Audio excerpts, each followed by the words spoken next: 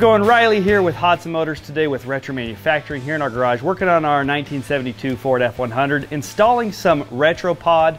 These are speaker pods called the RPod 6A, meant for mounting 6.5 speakers in your classic vehicle when you don't have a good place to mount them. They're super nice. It's a great solution. They're paintable, or you can wrap them, you can upholster them, and they'll look great in your classic if you don't want to cut holes or mess up your upholstery or anything like that. These are a great solution for you. Here we have it right in front of us. So this is the RPod. Again, it is made for a 6.5-inch speaker. If you're going to install it with a 6.5, you'd cut this inner ring out in order for your 6.5-inch speaker to fit in there. They are tapered, so you can angle them in different ways so that you get the sound in the direction that you'd like it. But they're a great and easy solution when working on your truck or your classic vehicle to be able to mount your speakers where you'd like them without having to do any damage to your vehicle.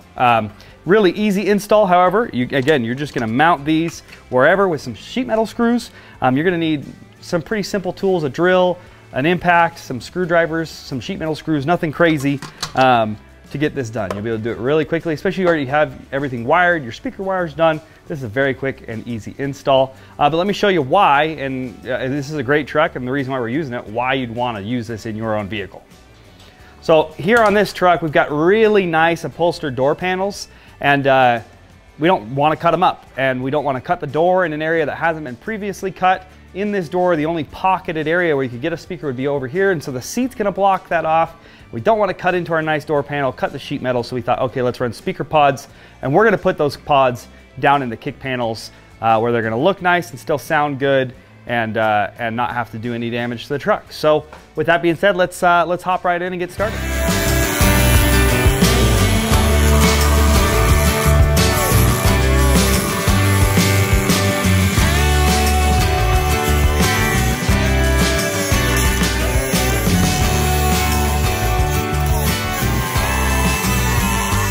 All right, so here we are inside of our truck. We're gonna work right here up inside our kick panel. I've already got all of our speaker wire ran and ready to go. And the nice thing about this is you'll be able to just mount this speaker pod and kind of tuck your wires behind it. You don't need to, it's not gonna go on so tight that you're gonna pinch your wires or cause any damage.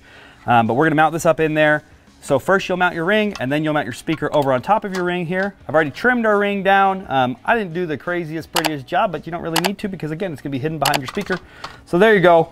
Put your speaker on there, and then we're gonna mount that up right in our kick panel really nice, and then I'll find a nice place to tuck our wires so they're not exposed later. But yeah, let's just hop right into it. So first things first, you're gonna see 8 holes down along the base of the speaker pod.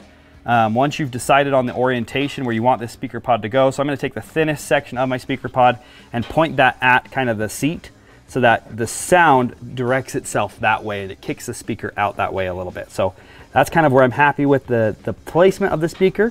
From there, I'll drill some pilot holes and sink 1 screw in and just hold it into place, and then drill the rest of my pilot holes and sink 8 screws, so that's held in there nice and tightly into my kick panel.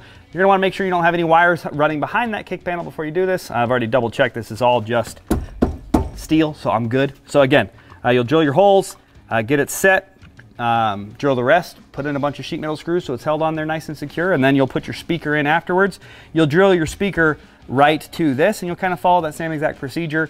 You'll mark 1 hole, drill that hole for your speaker to mount to, and then once that hole's in, you can mark the rest of your 8 holes and put screws in it, and it'll be lickety split. So this won't take but just a few minutes. Let's get after it.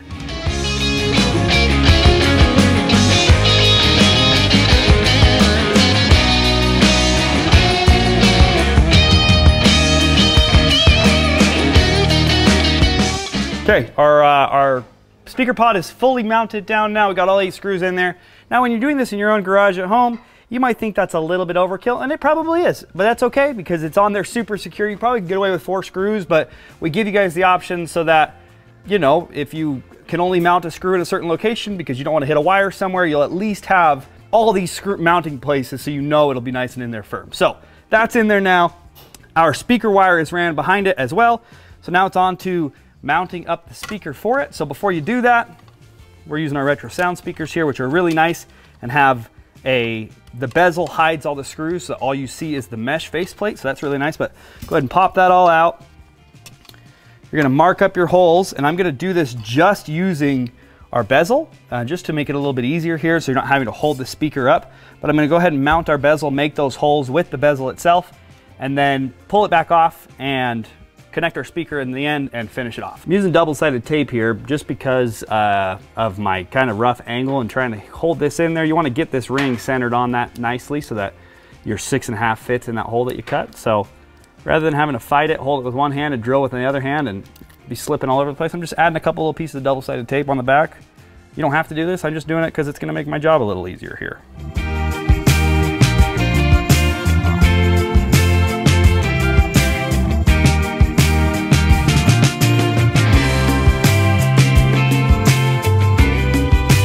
There we go, now I'm winning. First screw is the hardest. Just trying to get it held in there. You guys have heard that Sarah McLachlan song, the first screw is the hardest. All right, speaker's back in. It's wired in now. Now I just got to finish off with the faceplate. So these mesh covers just pop right in. They're pressure fitted in.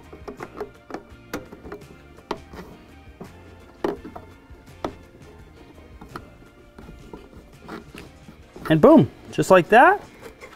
Tie it up, finish it off.